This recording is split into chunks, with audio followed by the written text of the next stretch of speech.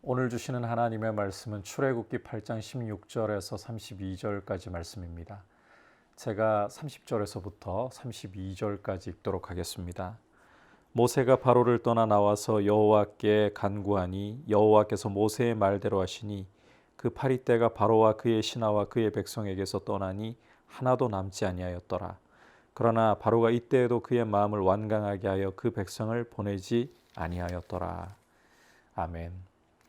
오늘 우리가 함께 살펴보려고 하는 말씀은 하나님께서 이스라엘을 애굽에서 건지시기 위해 10가지 재앙으로 애굽을 심판을 하시는데 그 중에서 세 번째와 네 번째인 우리말 번역에는 2라고 되어 있죠. 2재앙과 또 8재앙입니다.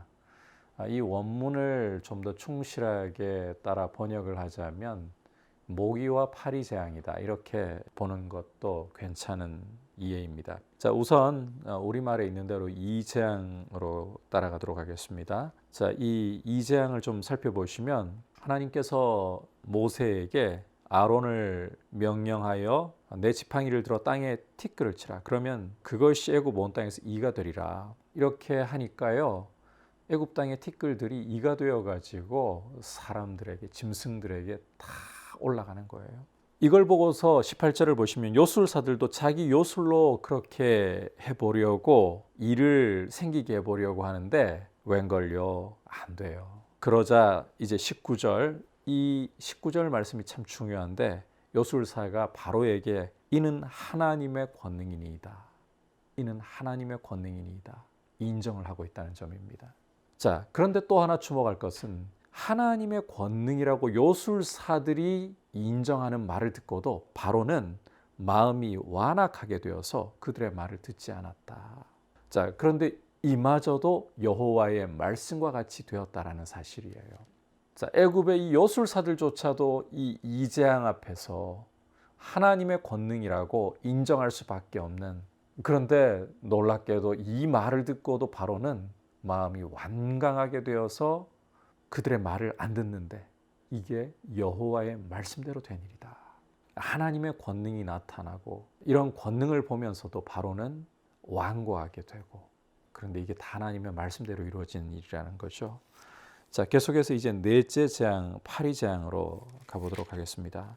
하나님께서 이 애굽 온 땅에 파리떼로 완전히 뒤덮어 버리시겠다. 자, 그런데 22절을 보시면 그날에 나는 내 백성이, 이스라엘을 말씀하는 거잖아요. 내 백성이 거주하는 고센 땅을 구별하여 그곳에는 파리가 없게 하리니 이로 말미암아 이 땅에서 내가 여호와인 줄을 바로 내가 알게 될 것이라. 내가 내 백성과 너의 백성 사이를 구별하리니 내일 이 표징이 있으리라. 자, 이렇게 하시고는 무수한 셀 수 없는 파리떼를 바로의 궁과 그 신하집과 애굽 온 땅에 이르게 하시니까요. 파리로 말미암아서 그 땅이 황폐했더라. 파리떼로 인해서 땅이 황폐해질 정도였다라고 말씀하고 있죠. 이렇게 되니까 이제 바로가 당황해가지고 이 모세와 아론을 불러들여서 너희는 가서 이 땅에서 너희 하나님께 제사를 드리라. 이 애굽 땅 안에서 나가지는 말고 이 애굽 땅 안에서 제사를 드리라. 반쯤 양보를 하죠. 그런데 모세가 그렇게 못합니다. 애굽 사람들을 보면 우리가 여호와께 제사를 드리는 것 싫어합니다. 그래서 목전에서 여호와께 우리가 제사를 드리게 될 경우에 그들이 돌로 치려 할 건데 어떻게 애굽 땅에서 제사를 드리라 합니까? 우리는 사흘 길쯤 광야로 들어가서 우리 하나님 여호와께 제사를 드리는데 명령하시는 대로 하려고 합니다. 바로가 이 부분에 대해서 수용을 했어요. 인정하는 거죠. 애굽 사람들이 실제 이 히브리인들을 목축을 한다고 가증히 여겼기 때문에 바로도 이걸 수긍하고 내가 너희를 보내주겠다. 대신에 광야에서 제사를 드리더라도 너무 멀리는 가지 말라. 내가 허락해 줄 테니까 너무 멀리는 가지 말라. 대신에 너희는 나를 위해 간구해 달라.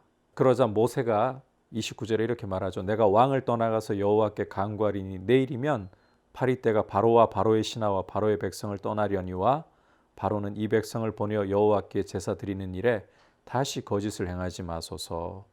그리고 바로를 떠나 나와서 하나님께 간구하는데 하나님이 모세의 말대로 하셔서 이 파리떼를 싹 제거해 주십니다. 주목할 것은 32절 바로가 이때에도 그의 마음을 완강하게 하여 그 백성을 보내지 아니하였더라라는 거예요. 이 파리 재앙에서 우리가 좀 주목해 볼 게 이 파리 때가 솔직히 이 파리라는 게 뭐 대단한 엄청난 재앙을 가져올 만한 수단도 아닌 것 같잖아요. 그런데 하나님이 이 파리를 아예 때로 보내버리시니까 애굽은 황폐하게 되어버렸다 그래요. 이 이와 파리 솔직히 별거 아닌 생물들입니다. 보잘것없는 생물들입니다. 그런데 하나님이 이 보잘것없는 이와 파리 떼를 보내버리시니까 애굽은 황폐해지고 특히 이 파리 재앙 앞에서 바로는 두 손을 들어버리죠. 애굽의 실체가 이렇다는 거예요. 그 강대함을 자랑하고 그들의 힘을 과시하는 이 애굽, 하나님이 이와 파리를 보내버리시니까 손들어 버려요. 그러니까 이 세상의 힘이라는 것이 대단함을 자랑하는 것 같지만 하나님 앞에서는 정말 자랑할 것 없는 것이다. 하나님이 보내시는 형편없는 이와 파리 같은 생물 앞에서도 무릎 꿇어버릴 수밖에 없는 힘이다. 그러니까 힘을 자랑해서는 안 된다는 것을 이 말씀을 통해서 우리가 똑똑히 볼 수 있죠. 우리가 하나님을 떠나서 하나님 없이 우리의 힘을 자랑하고 우리의 힘을 과시하려고 하는 것은 어리석은 일입니다.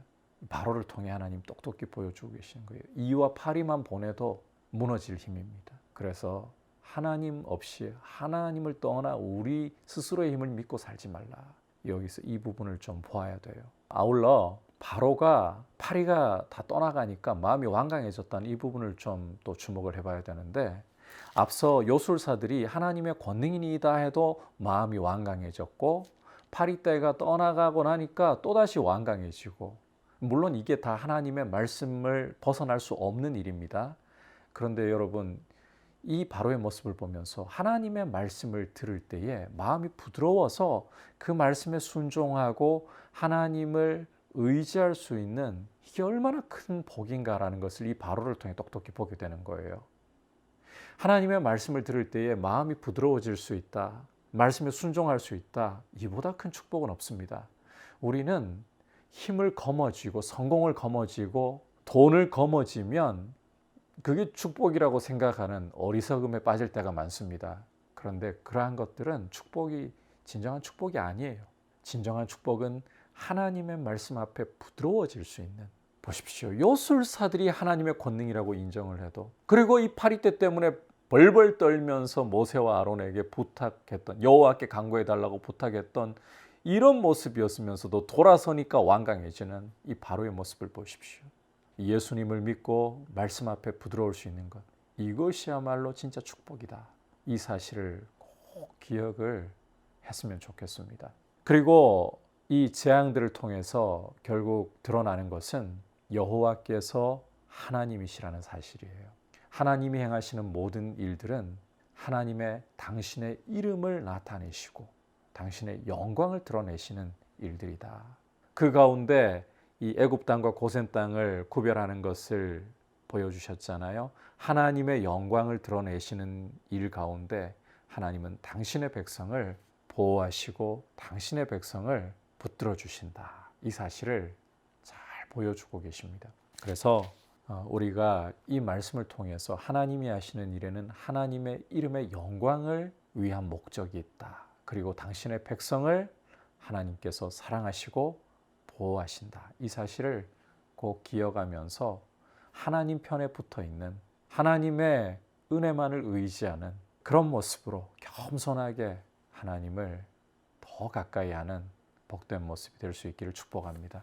말씀을 생각하면서 함께 기도하겠습니다. 하나님 아버지, 바로처럼 하나님의 말씀을 들어도 하나님의 역사를 보아도 마음이 완고한 모습으로 믿음 없이 말씀 앞에 저항하는, 이게 진짜 재앙이라는 것. 아무리 성공해도 아무리 힘이 있어도 하나님을 인정할 줄 모르고 예수 그리스도를 사랑할 줄 모르면 그게 재앙이라는 것을 정말 내가 알게 하시고, 하나님 하시는 모든 일들이 하나님의 이름의 영광을 드러내시기 위함이다. 이 사실을 주목하면서 내 삶이 하나님의 이름의 영광을 드러내도록, 그리고 나를 사랑하시는 하나님, 당신의 백성된 나를 사랑하시는 하나님, 그 하나님께 꼭 붙어 있도록 하나님 은혜를 주시옵소서.